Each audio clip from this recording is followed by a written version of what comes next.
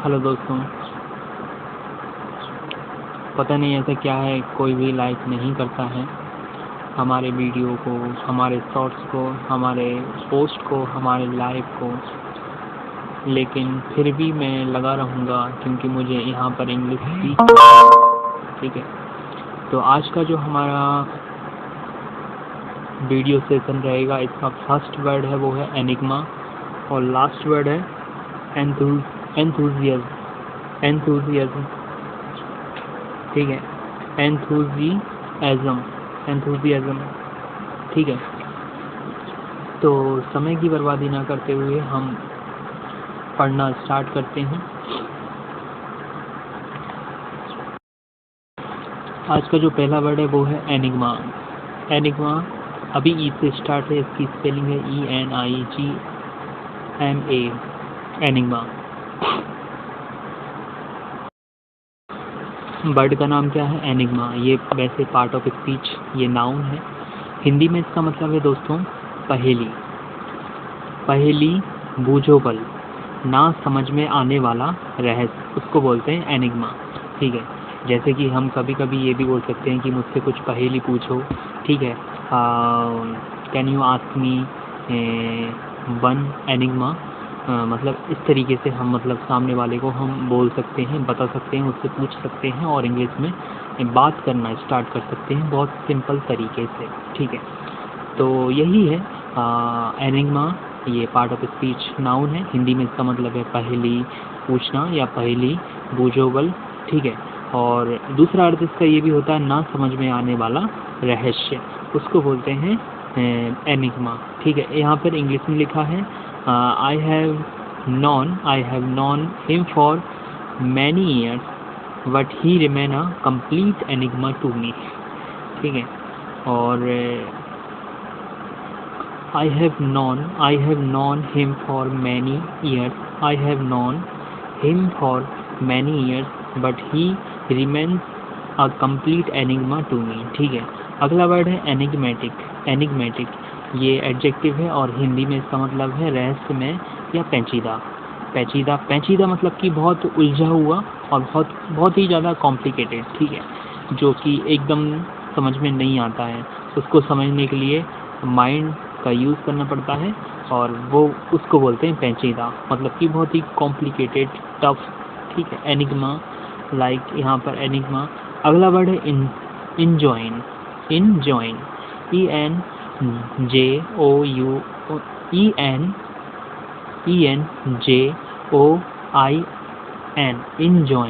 है। ये part of speech verb है। हिंदी में इसका मतलब है दोस्तों आदेश देना, जैसे कि कानून लागू करना एक्सेट्रा, ठीक है। We were enjoined not to betray the trust place in us, ठीक है। अगला वर्ड है एंजॉय। अगला वर्ड क्या है? Enjoy, part of speech verb है। हिंदी में इसका मतलब है आनंद लेना, ठीक है। क्या है? आनंद लेना। एंजॉय मतलब कि आनंद लेना। और दूसरा है मांगना, दूसरा है भोगना, उपभोग में लाना, लाभ उठाना, उसका प्रॉफिट लेना, ठीक है। Man and woman should enjoy equal right, ठीक है। यहाँ पे लिखा man and woman should enjoy equal right, ठीक है। अब यहाँ पर एक कहावत आती है, वो है एंजॉय वन सेल्फ, मतलब कि आनंद अनुभव करना, प्रसन्न होना, ठीक है। एंजॉयबल, जैसे कि एंजॉयबल ये एडजेक्टिव है, इसका मतलब है आनंददायक, आनंद देने वाला, एंजॉयबल, ठीक है। एंजॉयबल। एंजॉयमेंट ये नाउन है, इसका मतलब है आनंद, संतुष्टि। दूसरा है आनंददायक वस्तु और तीसरा अर्थ इसका ये है स्वामित्व एवं उपभोग। नेक्स्ट वर्ड है वो है इनलार्ज। ये पार्ट ऑफ स्पीच वर्ब है। हिंदी में इसका मतलब है बढ़ना, कागजात, फोटो आदि बड़ा करना। इनलार्ज मतलब कि बढ़ाना या बढ़ना, फोटो या चित्र आदि को बड़ा करना या कागजात को बड़ा करना, ठीक है। The police had the photograph of the missing girl enlarge, ठीक है। दूसरा अर्थ इसका ये भी है enlarge on something. Enlarge on something इसका मतलब है विस्तार के साथ कहना या लिखना, जैसे कि विस्तार के साथ कहना या लिखना। Enlarge, I am enlarging something, ठीक है, मैं विस्तार के साथ कुछ लिख रहा हूँ, ठीक है। आई एम जैसे यहाँ पे लिखा है कुछ कहना भी होता है विस्तार के साथ कहना, I am saying in large something, ठीक है, मैं विस्तार के साथ कुछ कह रहा हूँ, ठीक है। या फिर डायरेक्ट कैसे बोल सकते हैं आई एम इनलार्जिंग समथिंग, तो इसका मतलब ये भी हो सकता है कि मैं विस्तार से कुछ कह रहा हूँ या विस्तार से कुछ लिख रहा हूँ, दोनों अर्थ हो सकते हैं इसका, ठीक है। इनलार्जमेंट यहाँ पर नाउन है, इसका मतलब है किसी वस्तु को आकार में बड़ा करने की प्रक्रिया, किसी वस्तु का आकार में बड़ा होना। दूसरा है बड़ी की गई वस्तु, जैसे इसका फोटोग्राफ, ठीक है। अगला वर्ड है एनलाइटन। एनलाइटन ये पार्ट ऑफ स्पीच वर्ब है, ये पार्ट ऑफ स्पीच वर्ब है। हिंदी में इसका मतलब है और अधिक ज्ञान देना। इनलाइटन मतलब कि और अधिक ज्ञान देना, अज्ञानता दूर करना एवं प्रबुद्ध बनाना। The report make enlightening, the reports make enlightening reading, ठीक है। एनलाइटेंड ये एडजेक्टिव है, इसका मतलब है पूर्वाग्रहों, अंधविश्वासों आदि से मुक्त एवं प्रबोध, ठीक है।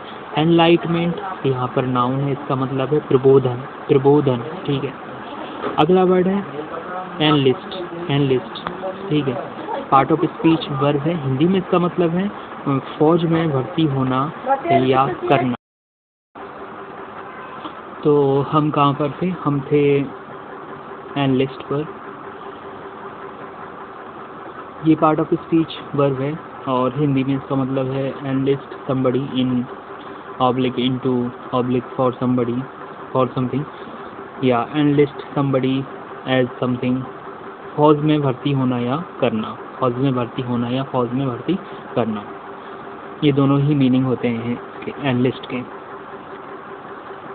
ही enlist at the age of 17, he enlist at the age of 17, ठीक है। दूसरा है enlist something oblique somebody of something oblique doing something, ठीक है, किसी का सहयोग, सहारा या समर्थन प्राप्त करना, किसी का सहयोग, सहारा या समर्थन प्राप्त करना। A demonstration designed to enlist public sympathy, ठीक है। एनलिस्टमेंट ये नाउन है। अगला वर्ड है एनलिवन या एनलिवन, हम दोनों ही बोल सकते हैं, ठीक है। पार्ट ऑफ स्पीच इसका दोस्तों है वर्ब और हिंदी में इसका मतलब है किसी चीज को सजीव, रुचिकर या प्रफुल्लित बना देना। एनलिवन मतलब कि लाइव मतलब कि जीवन होता है, ठीक है।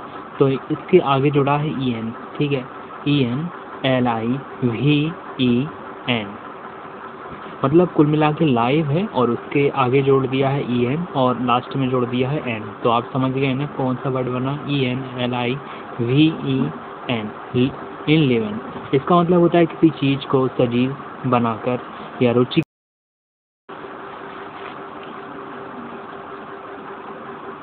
तो ये क्या है एनलिवन, पार्ट ऑफ स्पीच वर्ब है। हिंदी में इसका मतलब है किसी चीज को सजीव, रुचिकर या प्रफुल्लित बनाकर उसको सजाना या बना देना या तैयार करना, ठीक है। His jokes enlivened and otherwise dull evening, ठीक है, अदरवाइज डल इवनिंग, ठीक है।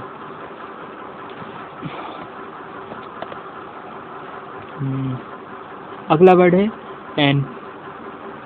एनमेस की स्पेलिंग यहाँ पे थोड़ा अलग है, ये है EN, ये सेपरेट लिखा है, और MASSE एनमेस, ये पार्ट ऑफ स्पीच एडवर्ब है। हिंदी में इसका मतलब है सामूहिक रूप से मतलब कि जो समूह में होते हैं उनको हम बोलते हैं सामूहिक रूप, ठीक है।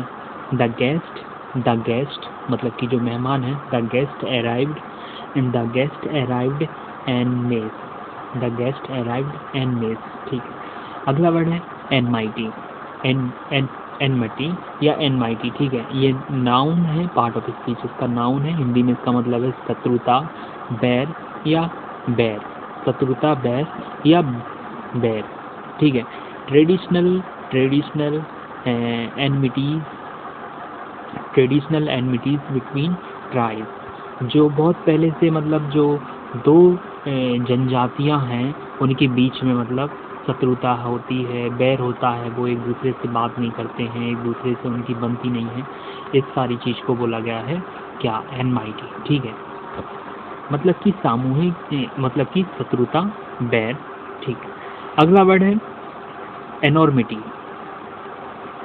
इनॉर्मिटी, ENORMITY, एनॉर्मिटी, ये पार्ट ऑफ स्पीच नाउन है। हिंदी में इसके दो मीनिंग है। पहला है किसी चीज़ का विशाल आकार या विस्तार या पैमाना, दूसरा है महाघातक, महापातक, महापराध, महापातक, महापराध,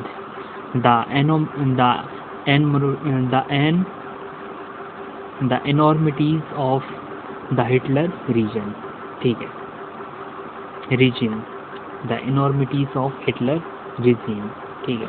अगला वर्ड है इनॉर्मस, अगला वर्ड क्या है, इनॉर्मस, ये पार्ट ऑफ स्पीच एडजेक्टिव है। हिंदी में इसका मतलब है बहुत बड़ा, अत्यधिक या विशाल। इनॉर्मस का मतलब होता है बिग, ठीक है। टू बिग मतलब कि बहुत बड़ा, और यहाँ पे लिखा है इनॉर्मस मतलब बहुत बड़ा, अत्यधिक या विशाल। An enormous amount of money, an enormous amount of efforts, ठीक है। तो ये दो सेंटेंस थे जिनका यूज़ करके हमने इस चीज़ को और भी समझा। और इनॉर्मसली ये एडवर्ब है, इसका मतलब है विशाल मात्रा में। क्या है, विशाल मात्रा में। किसका मतलब है ये, इनॉर्मसली का। नेक्स्ट वर्ड है वो है इनफ, ये इंडेफिनाइट डिटर्मिनेंट्स है। Enough something for somebody to do something, इसका मतलब है पर्याप्त या काफ़ी। हमारे पास कोई पर्याप्त चीज़ है या बहुत काफ़ी है, मतलब यूज़ करने के लिए।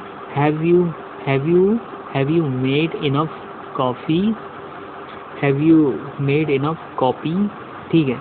और इनफ इंडेफिनाइट प्रोनाउन भी है, इसका मतलब है यथेष्ट, मतलब कि जितना चाहिए उतना, ठीक है। अगला वर्ड है वो भी इनफ ही है, लेकिन पार्ट ऑफ स्पीच इसका अलग है। ये है एडवर्ब, और वर्ब भी है, एडजेक्टिव भी है, एवं एडवर्ब के बाद प्रयुक्त होता है, ये वाला इनफ है, ठीक है। इसके दो मीनिंग है। पहला मीनिंग है पर्याप्त मात्रा में, और दूसरा है कुछ मगर काफ़ी मात्रा में नहीं, थोड़ा बहुत कुछ लेकिन काफ़ी ज़्यादा मात्रा में नहीं, ठीक है। He is nice enough but he does not particularly impress me, ठीक है। अगला वर्ड है वो है enrage, ये पार्ट ऑफ स्पीच वर्ब है। हिंदी में इसका मतलब है गुस्सा दिलाना, enrage करना। जैसे कि my sister enrage me, ठीक है, मेरी बहन मुझे गुस्सा दिलाती है। और गुस्सा दिलाना या गुस्सा होना या क्रुद्ध होना या गुस्सा करना, ठीक है, इत्यादि इसके मतलब होते हैं। his arrogance enraged her, ठीक है। अगला वर्ड है इनरैप्चर, ये पार्ट ऑफ स्पीच वर्ब है। हिंदी में इसका मतलब है मोहित करना। इनरैप्चर मीन्स मोहित करना, आनंद विभोर करना। मोहित करना मतलब कि मोहित करना, आनंद विभोर करना, ठीक है। We were enraptured by the view, ठीक है, by the view, ठीक है। अगला वर्ड है enrich, अगला वर्ड क्या है, enrich, ENRICH, enrich, ये पार्ट ऑफ स्पीच वर्ब है। हिंदी में इसके दो मीनिंग है। पहला मीनिंग है धनी बनाना, मतलब कि धनवान बना देना, किसी को धनी बना देना, धनवान बनाना या समृद्ध करना, ठीक है। A nation enriched by oil revenues, a nation enriched by oil revenue, ठीक है। दूसरा अर्थ क्या है इसका, enrich का, किसी चीज़ का महत्व, गुणवत्ता, स्वाद आदि बढ़ाना। किसी चीज़ का महत्व बढ़ा देना या गुणवत्ता बढ़ा देना या स्वाद बढ़ा देना, उसका टेस्ट बढ़ा देना, ठीक है, उसको भी हम बोलते हैं एनरिच, एनरिच कर देना। जैसे कि यहाँ पे लिखा है soil, soil enriched with fertiliser, soil enriched with fertiliser, ठीक है। एनरिचमेंट यहाँ पर नाउन है। अगला वर्ड क्या है? अगला वर्ड है एनरोल। ये पार्ट ऑफ स्पीच वर्ब है। हिंदी में इसका मतलब है सदस्य बनना या सूची या रजिस्टर में नाम लिखना या सदस्य बनाना या सूची या रजिस्टर में नाम लिखवाना, ठीक है, लिखना या लिखवाना।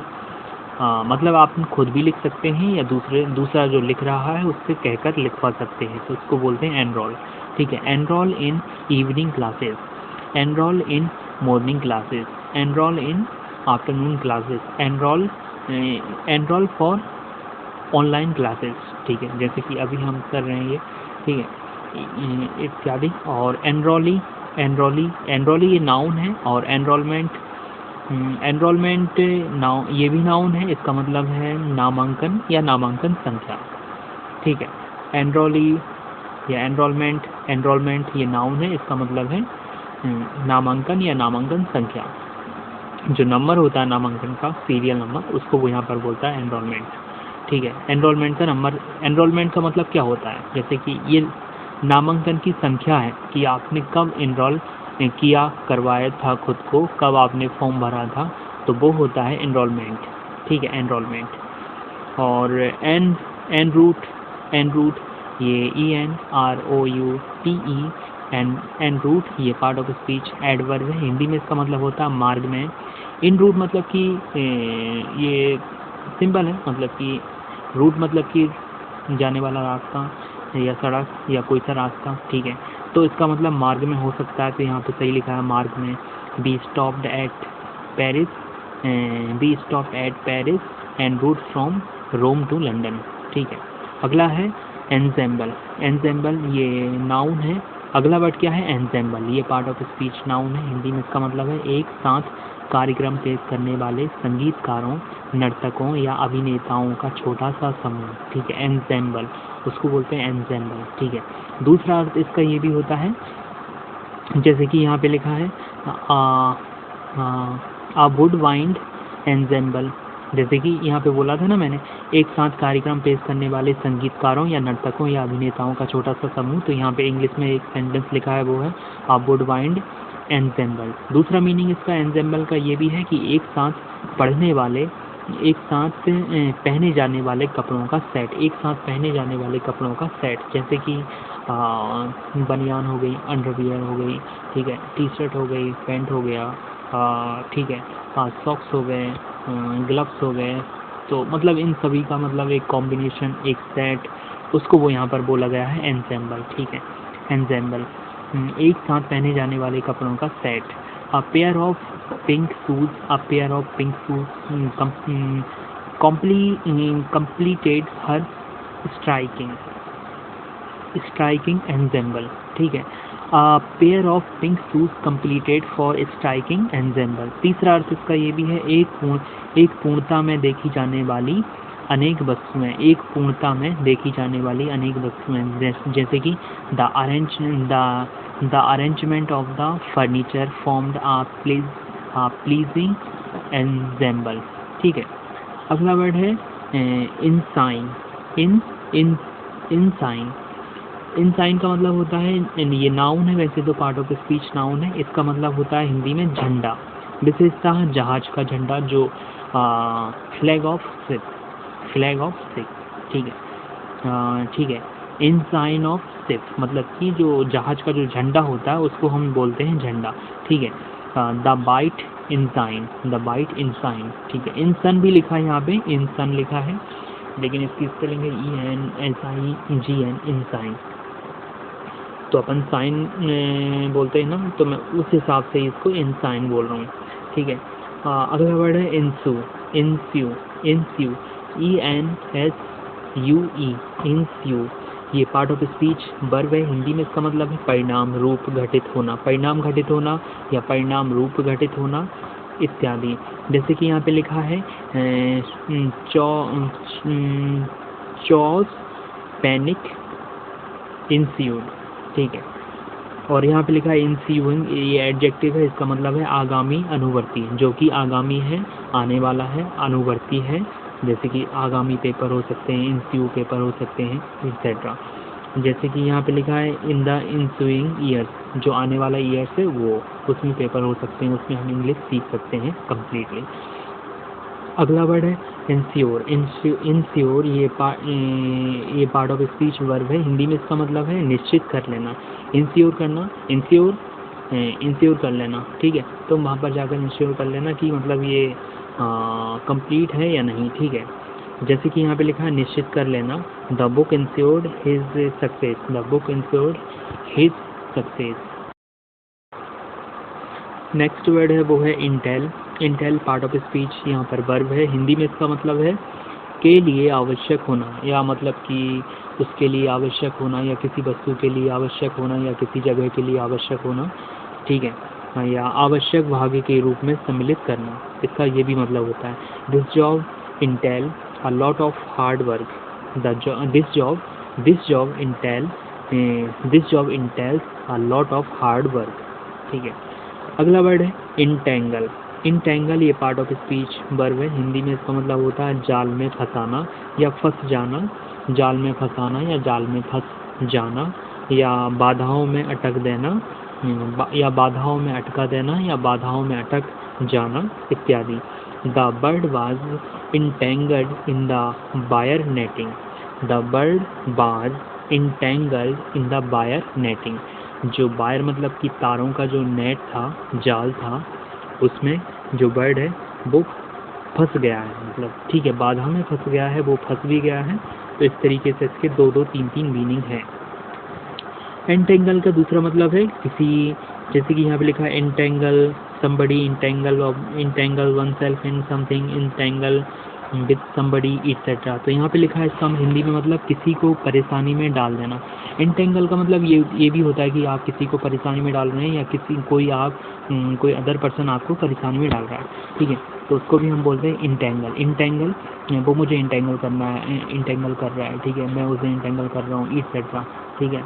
वे उसको इंटेंगल कर रहा है, या वो उन्हें इंटेंगल कर रहे हैं, इस तरीके से हम बोल सकते हैं। परेशानी में डाल रहे हैं मतलब ये उलझा रहे हैं, या स्वयं परेशानी में उलझ जाना। Become entangle in money problems, become entangle in money problems, ठीक है। इंटेंगलमेंट ये नाउन है, इसका मतलब है उलझन, उलझाव। दूसरा अर्थ इसका ये भी है उलझा हुआ या मुश्किल संबंध या परिस्थिति। इंटेंगलमेंट विद द पुलिस, ठीक है। अगला वर्ड है ये इंटर है, और इसका पार्ट ऑफ स्पीच है वर्ब। हिंदी में इसका मतलब है घुसना। इंटर मतलब कि कहीं पर घुसना, प्रवेश करना, या वहाँ पर अंदर जाना, ठीक है, अंदर की तरफ प्रवेश करना पूछकर, ठीक है। यहाँ पे इंग्लिश में लिखा है डोंट इंटर विदाउट नॉकिंग। आप हमेशा कभी भी मतलब बिना नॉकिंग किए अंदर मत जाओ, ठीक है। डोंट इंटर विदाउट नॉकिंग, ठीक है। दूसरा है संस्था या व्यवसाय का सदस्य बनना। इंटर मतलब कि संस्था या व्यवसाय का सदस्य बनना। Inter school, inter college. तीसरा अर्थ इसका ये भी है किसी प्रक्रिया या परिस्थिति में पड़ जाना या उलझ जाना। इंटरा रिलेशनशिप, इंटरा कॉन्फ्लिक्ट, बार एक्सेट्रा, ठीक है, इंटरा बार एक्सेट्रा। तो ये इसके मतलब थे।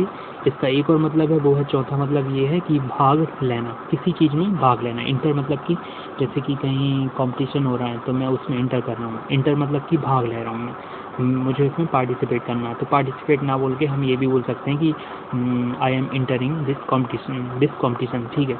और इसका मतलब इंग्लिश में लिखा है several new firms have now entered the market, ठीक है। अगला वर्ड है इंटरप्राइज आपने कहीं कहीं देखा होगा। इंटरप्राइज मतलब कि कहीं लिखा होता है दुकान के ऊपर, आपने ज़रूर देखा होगा, ठीक है। या फिर व्हीकल के ऊपर देखा होगा, जो ट्रांसपोर्ट होते हैं उसके ऊपर लिखा रहता है। या आपने कहीं लिखा, पेपर में लिखा होगा, या कहीं और कहीं भी लिखा देखा होगा। लेकिन आज हम ये जानते हैं कि इसका मतलब क्या होता है।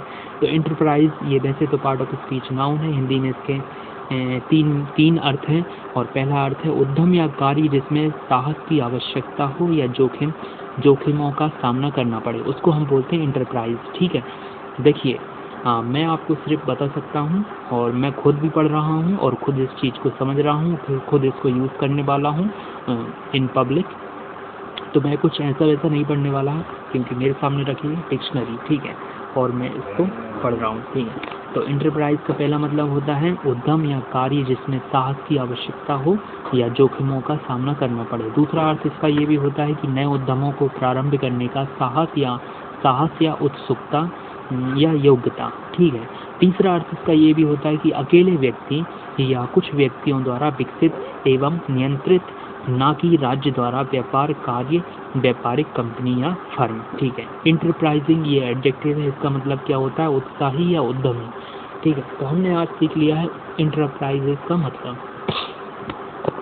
ठीक है, अगला वर्ड है वो है इंटरटेन। इंटरटेन तो आपने सुना ही होगा, इंटरटेन करना की मतलब जो कॉमेडियन होते हैं वो हमारा इंटरटेन करते हैं, मतलब हमारा नहीं करते हैं, वो खुद का भी करते हैं और मतलब बहुत सारी जनता का इंटरटेन करते हैं। ये पार्ट ऑफ स्पीच वर्ब है, हिंदी में इसका मतलब है लोगों का अतिथि के रूप में सत्कार करना, भोजन आदि से सम्मान करना। यहाँ पर ये लिखा है पहला मतलब। दूसरा लिखा है जी बहलाना या रिझाना। तीसरा लिखा है विचार करना या ध्यान में रखना।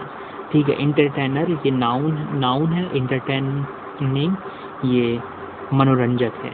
अगला वर्ड है इंटरटेनमेंट। हाँ, अब आएगा जो मैंने कहा था। अगला वर्ड क्या है इंटरटेनमेंट, ये पार्ट ऑफ स्पीच नाउन है, हिंदी में इसका मतलब है दोस्तों मनोरंजन या सत्कार। दूसरा अर्थ है मनोरंजन की वस्तु।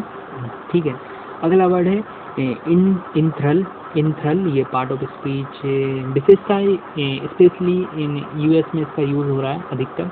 ठीक है, इसलिए यहाँ पे लिखा है विशेषता है यूएस इंट्रल। ठीक, और मतलब कि यूएस में इसे ENTHRALL लिखते हैं और बोलते भी हैं, लेकिन डिक्शनरी में लिखा है ENTHRAL, मतलब यहाँ पे सिंगल एल लिखा है और यूएस में डबल एल लगाते हैं, तो यहाँ पे ये लिखा है इंथ्रल ये इसको इंथ्रॉल बोला गया है। इंथ्रॉल ये इसका पार्ट ऑफ स्पीच वर्ब है, हिंदी में इसका मतलब है पूरा ध्यान खींच लेना या मंत्र मुग्ध कर देना। जैसे कि मैं कभी कभी आपका पूरा ध्यान खींच लेता हूँ या आपको मंत्र मुग्ध कर देता हूँ मेरी इस रीडिंग के द्वारा। ठीक है, तो इंथ्रॉलिंग यहाँ पर एडजेक्टिव है। अगला वर्ड है और लास्ट वर्ड, ठीक है, एंथुसियाज्म ये पार्ट ऑफ स्पीच नाउन है, हिंदी में इसका मतलब है एंथुसियाज्म फॉर या एंथुसियाज्म अबाउट समथिंग, मतलब कि उमंग या उत्साह। एंथुसियाज्म मतलब कि उमंग या उत्साह। दूसरा अर्थ इसका ये भी है उमंग या उत्साह पैदा करने वाली वस्तु, इसको भी हम बोलते हैं एंथुसियास्ट। ठीक है, अगला इसी में है एंथुसियस्ट मतलब कि उमंगी व्यक्ति वो होता है जो कि उत्साह पैदा करता है खुद के अंदर उत्साह पैदा करता है और वो सीखता जाता है चीज़ों को बारी बारी कर करके। ठीक है, उमंगी या उत्साही व्यक्ति या उत्साही व्यक्ति। एंथुसियास्टिक ये एडजेक्टिव है। ठीक है, ये एक ऐसा वर्ड है जो कि आपको तभी पढ़ने को मिलेगा या हो सकता है आपका मतलब आप डेली इंग्लिश पढ़ते हैं तो आप इसको कहीं भी पढ़ सकते हैं, लेकिन ये बहुत ही लिटरेचर वर्ड है और जैसे आप जब कभी लिटरेचर पढ़ेंगे तब ये आपको मतलब देखने को मिलेगा और हो सकता है वहाँ पे लिखा होना चाहिए तब जाकर। ऐसा नहीं कि आप किसी भी लिटरेचर को पढ़ेंगे तो ये वर्ड मिल जाएगा, ऐसा नहीं है। ठीक है, अभी वैसे ये इस वर्ड का मीनिंग एंड नहीं हुआ है एंड। ठीक है, और पढ़ लेते हैं। एंथुसियास्टिक इसका मतलब है enthusiastic about somebody, enthusiastic something, enthusiastic and doing something, इसका मतलब होता है उत्साहपूर्ण। एंथुसियास्टिकली ये एडवर्ब है। अब जाकर इसका पूरा मतलब हो पाया। यदि आपको अच्छा लगता है तो इसको लाइक करें, ठीक है, शेयर करें दोस्तों के साथ और हमारे चैनल को सब्सक्राइब करें। ठीक है, हमारे यदि आपको मेंबरशिप चाहिए तो प्लीज़ आप मेंबरशिप को ज्वाइन कर सकते हैं। ठीक है, और हमें सुपर थैंक्स, सुपर गिफ्ट और सुपर स्टिकर, सुपर चैट के थ्रू आप हमसे बात भी कर सकते हैं। इन शॉर्ट में आप हमें सपोर्ट कर सकते हैं और आप हमें फेसबुक पेज पर भी फॉलो कर सकते हैं, इसी पर यही उसका नाम है। ठीक है, जो कि इस चैनल का नाम है। और अब देखते हैं हमने कितने वर्ड याद किए, क्योंकि हम पढ़ने के बाद वर्ड को काउंट करते हैं कि हमने आज कितने वर्ड सीखे। इस वीडियो में हमने सीखे, मैं गिनता हूँ 1 2 3 4 5 6 7 8 9 10 11 12 13 14 15 16 17 18 19 20 21 22 23 24 25 26 27 28 29 30। हमने 30 वर्ड आज पढ़े और उनका पार्ट ऑफ स्पीच जाना और उसका हिंदी में मतलब जाने, 1 2 3 4 5 पाँचवीं, और उसका इंग्लिश में सेंटेंस भी जाना, और उसमें कहीं कहीं मतलब कहावतें भी थी, वो भी जाना हमने, वो भी समझा। यदि आपको समझ में नहीं आया है तो आप इसको रिपीट करके फिर से देख सकते हैं, ठीक है। और जब कभी रिवीजन की बात होगी तो फिर हम बात करेंगे और भी, ठीक है। तो दोस्तों अभी के लिए, हाल फिलहाल के लिए थैंक यू सो मच। इसको लाइक किए बगैर मत जाना, ठीक है, क्योंकि मैं ये चाहता हूँ कि आप इसे लाइक करें, बहुत लाइक करें, मेरी इंग्लिश सभी को लाइकेबल लगे, ठीक है। बाय।